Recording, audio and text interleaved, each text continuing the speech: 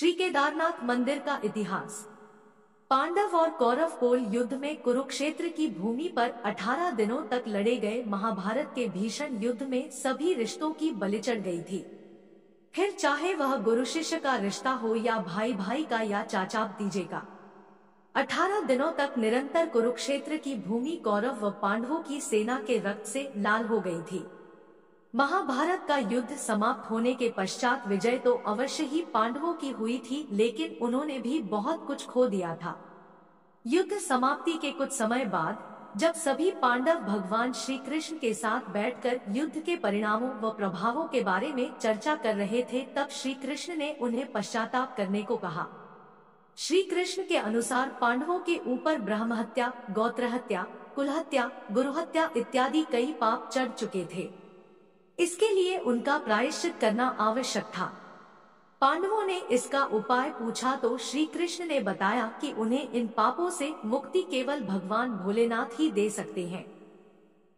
इसके पश्चात सभी पांडव भगवान श्री कृष्ण की आज्ञा से भगवान शिव से मिलने काशी नगरी की ओर चले गए। हालांकि भगवान शिव को पांडवों के उनसे मिलने आने की सूचना पहले ही मिल चुकी थी, लेकिन वे उनसे मिलना नहीं चाहते थे। भगवान शिव पांडवों के द्वारा किए गए ब्रह्महत्या व गोत्रहत्या के पाप से अत्यधिक क्रोधित थे, इसलिए वो पांडवों से बिना मिले ही वहां से चले गए। पांडवों ने काशी नगरी में भगवान शिव को हर जगह ढूंढा, लेकिन वे उन्हें नहीं मिले। इसके बाद सभी पांडव हिमालय के पहाड़ों पर बसे उत्तराखंड के गढ़वाल क्षेत्र में चले गए। भगवान शिव भी पांडवों से छुपकर यहीं आए थे। जब भगवान शिव ने पांडवों को अपने पीछे पीछे गढ़वाल क्षेत्र की ओर बढ़ते हुए देखा तो उन्होंने इसका एक उपाय निकाला। वहां पहाड़ों के बीच कई पशु घास के मैदान में चर रहे थे। भगवान शिव उन पशुओं के बीच में गए और बैल रूपी अवतार ले लिया ताकि पांडव उन्हें पहचान ना पाए। गढ़वाल के पहाड़ों पर भी पांडवों ने भगवान शिव को हर जगह ढूंढा, लेकिन वो उन्हें नहीं मिले। अंत में महाबली भीम को एक उपाय सूझा और उसने अपना शरीर पहाड़ों से भी बड़ा कर लिया।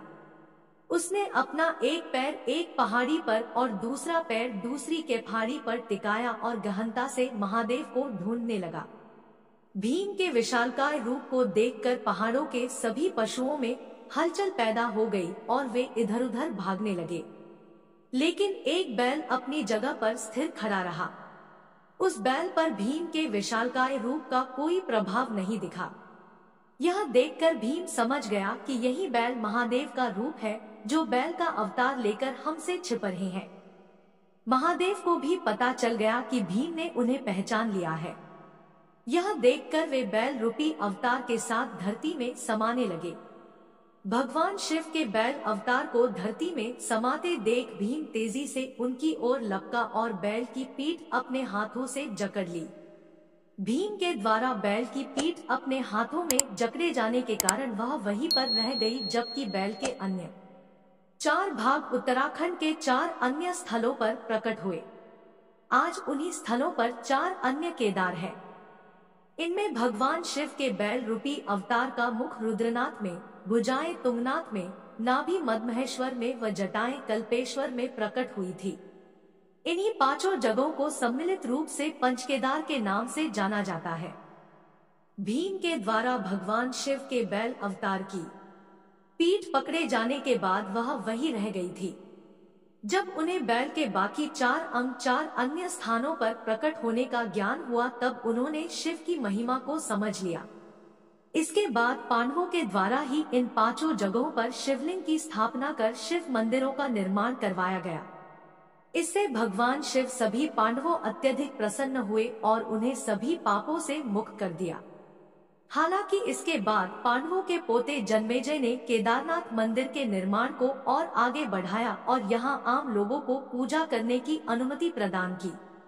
इसलिए केदारनाथ मंदिर के निर्माण में जन्मेजय का भी योगदान था। समय के साथ साथ पांडवों के द्वारा बनाया गया यह मंदिर जर्जर हो गया व कई जगह से क्षतिग्रस्त हो गया। फिर जब भारत की भूमि पर आदि शंकराचार्य ने जन्म लिया, तब उनके द्वारा संपूर्ण भारत भूमि की पैदल यात्रा की गई व चारों दिशाओं में 4 धाम की स्थापना की गई। तब आदि शंकराचार्य ने ही इस केदारनाथ मंदिर का पुनः निर्माण करवाया था, जिसे आज हम देखते हैं। इसके बाद अपने जीवन के अंतिम समय में आदि शंकराचार्य ने इसी केदारनाथ मंदिर के पास ध्यान लगाया था व समाधि ले ली थी। उनकी समाधि आज भी केदारनाथ मंदिर के पास में ही स्थित है। फिर 10वीं से 13वीं शताब्दी के बीच कई भारतीय राजाओं ने मंदिर का जीर्णोद्धार करवाया था। हालांकि 2013 में आई भीषण प्राकृतिक आपदा के बाद केदारनाथ मंदिर के आसपास के ढांचे को बहुत क्षति पहुंची थी। इस प्राकृतिक आपदा में हजारों लोगों की जान चली गया और हजारों लोगों की लापता हो गया, साथ ही आदि शंकराचार्य की समाधि भी बह गई थी।